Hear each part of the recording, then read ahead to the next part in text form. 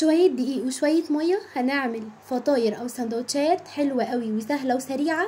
لو مش عايزة تقفي في المطبخ كتير او محتارة تعملي ايه على الغدا، طعمها حلو قوي واحلى من بتاعة المطاعم. ويلا بينا نبدأ. اول حاجة معايا صدور فراخ مقطعاها مكعبات، فلفل اخضر حامي وبارد، بصلاية متوسطة، شوية من الطماطم. هنتبل الفراخ بمعلقة صغيرة من الملح، معلقة صغيرة من الفلفل الاسود، معلقة صغيرة من البابريكا المدخنة بتدي طعم حلو قوي، واكيد والاساسي توم باودر وبصل باودر، ومعلقتين كبار من الزيت. واقلب الميكس ده كله كويس مع بعض وادخله التلاجة لمدة ما تقلش عن 6 ساعات. ممكن كمان لو عايزين نعلي التيست اكتر بنزود معلقة صغيرة من بهارات الفراخ.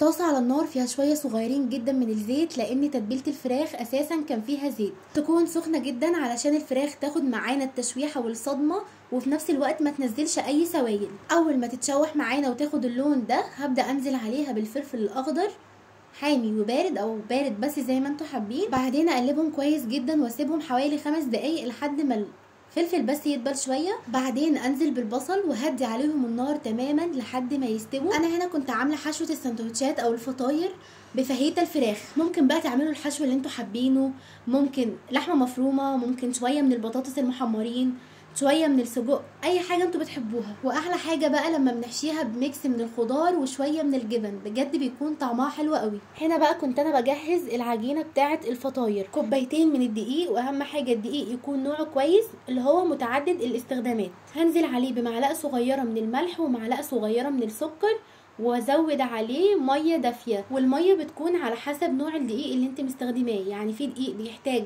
كميه ميه اكتر وفي دقيق بياخد كميه صغيره من الميه. هقلبهم كلهم مع بعض واعجنهم كويس جدا لمده ما تقلش عن 10 دقايق لحد ما تبقى معانا بالشكل ده، بيكون فيها سنه تلزيق بسيطه.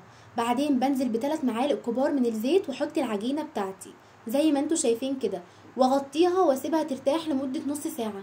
وبعد ما العجينه ارتاحت طلعتها وفردتها وقسمتها لكور صغيرة بالتساوي، وهسيبها ترتاح كمان ربع ساعة، لان لو اشتغلت فيها على طول العجينة مش هتتفرد معانا كويس. بعد ما قسمتها الكور زي ما انتوا شايفين كده بدهن الوش زيت بسيط علشان ما تنشفش معانا. بعد ما ارتاحت جبتها وبدأت اشتغل فيها الاول بايدي وبعدين بالفرادة.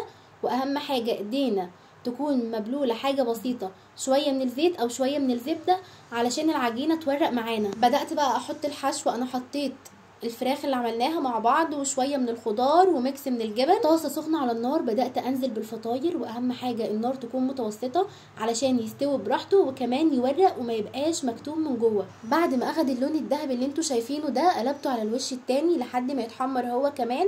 واهم حاجه ما ننساش نسوي الجوانب. وبس كده بتكون الفطاير جاهزه معانا، حلوه قوي وبجد طعمها زي اللي بنشتريه من بره ويمكن احلى كمان، وكمان هتوفر معاكم كتير.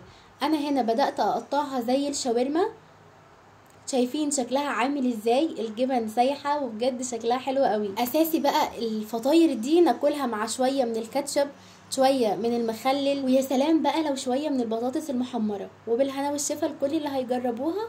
وما تنسوش تقولوا لي رايكم في الكومنتات، وتتابعوني على بيج الفيسبوك والانستجرام والتيك توك. ولو عجبكم الفيديو ما تنسوش اللايك والشير والسبسكرايب. استنوني كل يوم في وصفة جديدة واكلة جديدة اقتصادية موفرة.